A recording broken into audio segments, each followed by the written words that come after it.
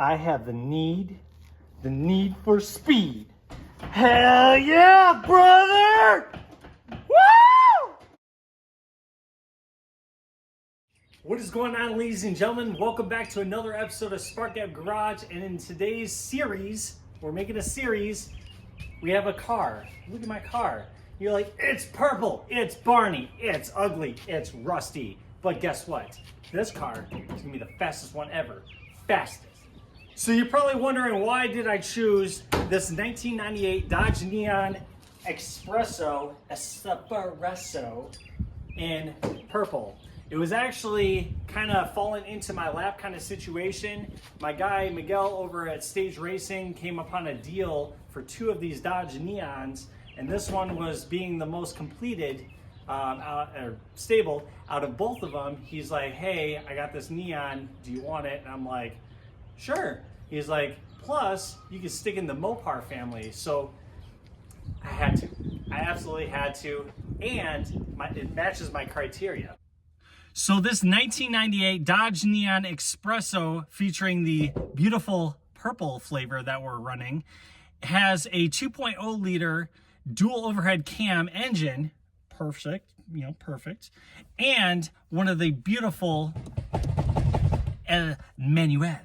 It has a manual transmission, which I've been wanting one, any car really, with a manual transmission for a long time now. So this car is over 1,000 pounds lighter than Midnight Special, my previous race car, my 2008 Chrysler 300C that I ended up selling to kind of recoup some money, prep for a newer, not newer, right?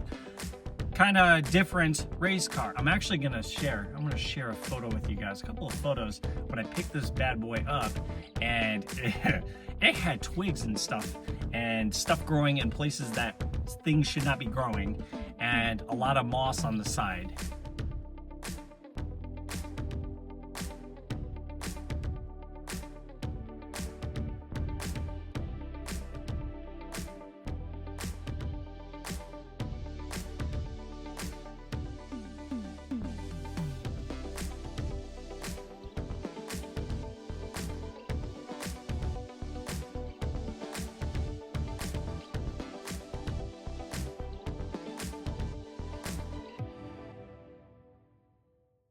This car sat in a field for over 10 years. Fortunately, the owner that bought this car had this car parked, along with the one that Miguel bought, on a concrete slab, which actually kind of helped save underneath the chassis and the body and stuff.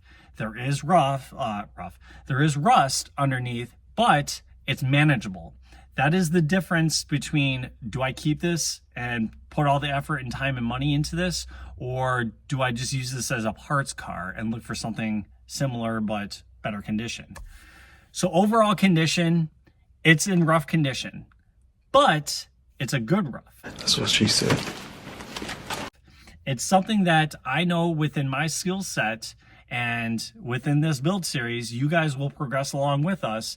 You will see that this car is very savable from scrapping out entirely and taking parts off and this and that.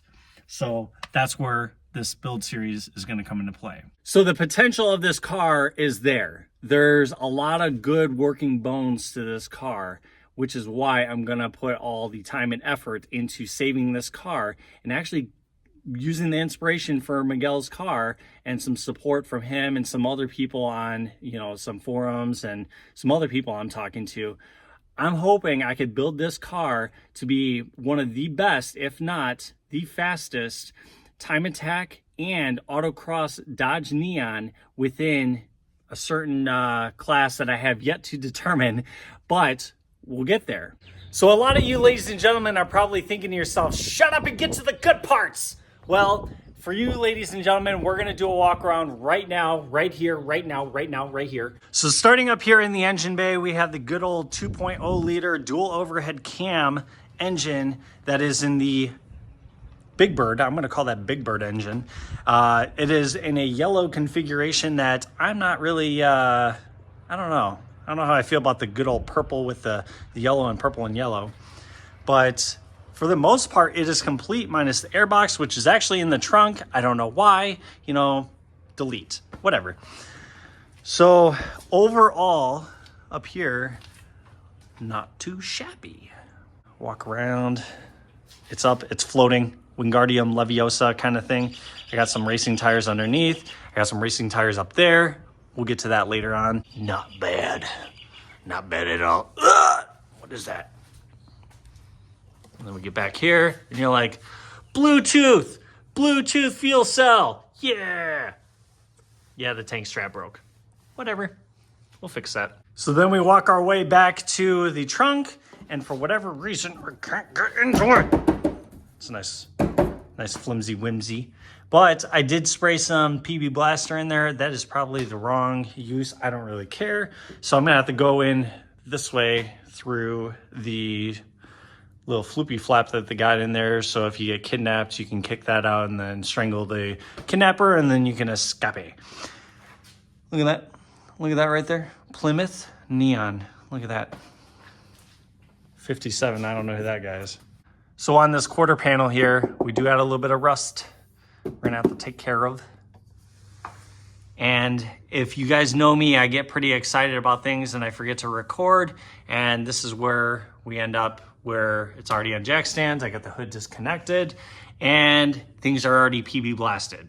So I've been soaking things and bolts and nuts and bolts in PB Blaster for going on a week now. So you guys can yell at me in the comment section saying, what the heck, you promised a video a month ago.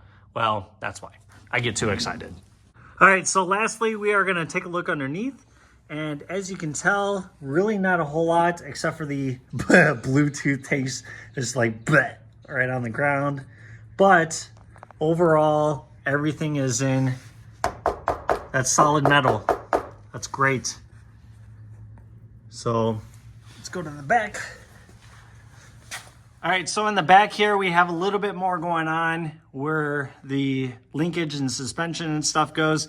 Got a little bit more rusty rust going on. This is all repairable. Very, very repairable. Even this stuff, a lot of it's surface rust. So I'm looking forward to actually getting a wire wheel here and getting all this cleaned up. And right there is the worst spot right there. Typical, every car pretty much will rot out in the trunk area, which is actually right where I'm at. So this is pretty much in the trunk area and you got a little bit of rust. I can actually feel carpet right there. So, and then we got the tank strap and all that goodness. Let's take a step back into, why would I lock the door? All right, let's take a step back into the 90s. Look at that. That is some beautiful interior. Look, it's an N for Nick. It's meant to be. All right, so now we get to the interior here. And as you can tell, still very basic, actually pretty well complete interior. The headliner is not falling down, which is money. And look at that. Look at this dashboard. No cracks, except for up there. It's a little bit, you know, sitting in the sun. But if you guys know Dodge Neons, these are notorious for dry rotting out. Mopar. Dodge, typical. But we got the confetti. I think that's called confetti. I could be butchering that. I could be wrong. You guys can ground me later in the comments section. Sorry. But yeah, it's not supposed to do this. The shifting linkage. Wow. Today, Junior. Linkage is completely disconnected, which, yeah, typical for sitting in a field, and the bushings are completely rotted out. But this is the moneymaker right here, the 5-speed manual transmission. I've never been in there. I don't know what that is. I'm going to close that back up. So just like every person in the 90s, this is what they do. They pose in front of their car, so, you know, fit the bill, right? So there's going to be a lot going on off camera. I'm going to start the disassembly process. A lot of these parts are not going to stay. And once we finish up a little bit on the body cleaning and all that, rust removal, I'm not going to really go through a lot of video on that because a lot of it's going to be boring and don't want to bore you guys.